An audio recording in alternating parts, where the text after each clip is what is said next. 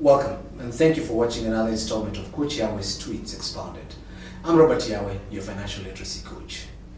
My tweet today is picked up from Henry Ford, who says that paying attention to little things that most people neglect makes a few people rich. And Henry Ford definitely knew what he meant by that. I think we mainly know him for the statement, you can have the car in any color you want, so long as it's black. He realized at some point that color was not really the most critical thing. What was more important, or it was that little component that was more important towards owning a car, was the price and the image it provided you when you owned a car. Henry Ford was one of the first people to give people loans to buy cars. He made sure that his blue-collar workers could afford to buy the product they manufactured, which therefore created a cyclic or a spiral effect, in that here you are as a white-collar worker. Your neighbor was a blue-collar worker, and he drove a Ford T, but you didn't. So what's the most likely thing you'll do? You would go and buy yourself a Ford T, but want it with certain. So as Henry Ford went ahead to pick on the little things that most people ignore, he leveraged on that to create one of the greatest companies ever done. He revolutionized an industry. The motor vehicle manufacturing industry was mediocre before he came onto the scene.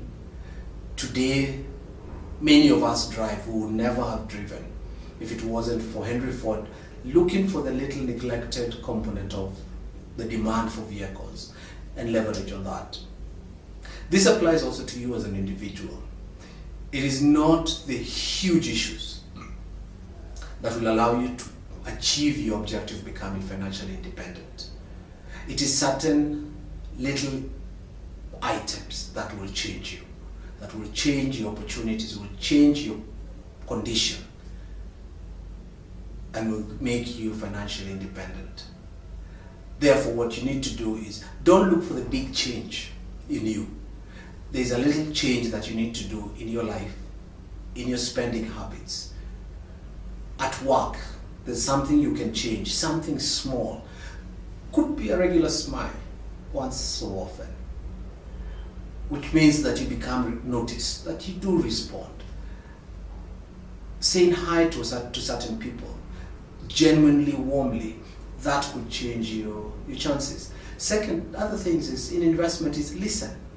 Listen. The information doesn't have to be relevant today, but learn to listen to what is being said, because tomorrow, that information might be what gives you the chance